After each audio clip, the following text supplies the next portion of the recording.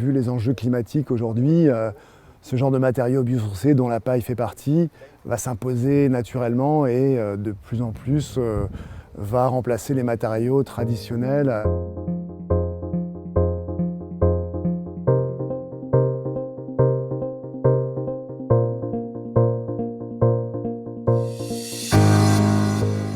La construction en bottes de paille consiste à utiliser donc les bottes de paille de l'agriculture pour la mettre en œuvre dans des panneaux de murs à ossature bois et d'utiliser la paille comme isolant thermique qui permet d'atteindre des bâtiments passifs, c'est-à-dire qui n'ont plus besoin de chauffage l'hiver. C'est aussi un très bon isolant l'été, parce que ça permet d'empêcher l'onde de chaleur de pénétrer dans le bâtiment, ce qu'on appelle le déphasage qui est supérieur à une journée.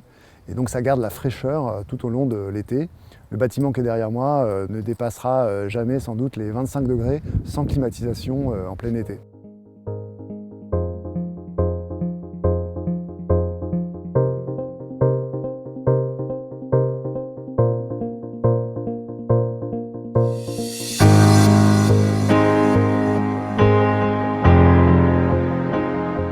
Alors on a choisi de le faire en bois paille. C'est d'un point de vue écologique, pour que ce soit une démarche globale et complète par rapport à nos produits, parce qu'on fabrique des savons bio. Donc le but c'est aussi de le fabriquer dans un environnement bio et écologique.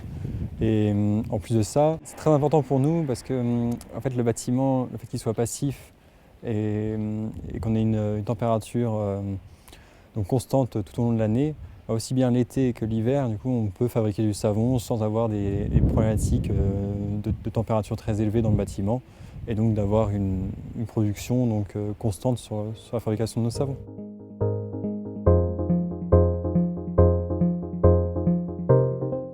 Depuis 2012, depuis les règles professionnelles, la botte de paille est utilisable jusqu'à une hauteur de 8 mètres pour tout type de bâtiment, habitation, bâtiment public, un bâtiment industriel comme on le voit derrière nous.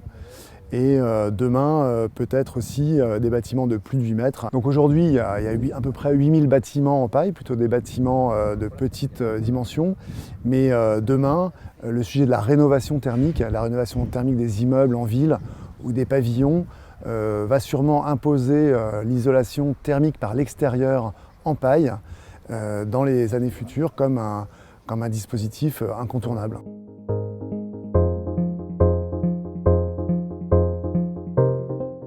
La paille ne dégage pas de COV, de composés organiques volatiles, contrairement à d'autres isolants d'origine industrielle ou avec des additifs chimiques. Elle a un très bon comportement au feu, contrairement à ce qu'on pourrait croire si on en croit la légende des 3 petits cochons. Ici, il s'agit de paille compressée.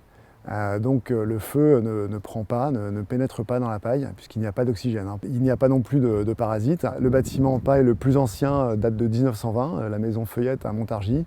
Et depuis 100 ans, cette maison n'a subi aucun sinistre et est toujours debout. Et d'un point de vue économique, la botte de paille coûte de 2 à 4 euros, ce qui fait environ donc, 4 à 8 euros du mètre carré, ce qui en fait l'isolant le moins cher du marché.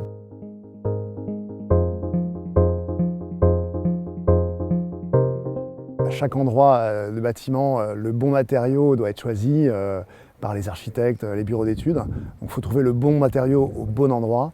Mais évidemment, vu les enjeux climatiques aujourd'hui, ce genre de matériaux biosourcés dont la paille fait partie va s'imposer naturellement et de plus en plus va remplacer les matériaux traditionnels, toujours dans les limites de l'utiliser dans les bonnes conditions, au bon endroit et dans la bonne mise en œuvre.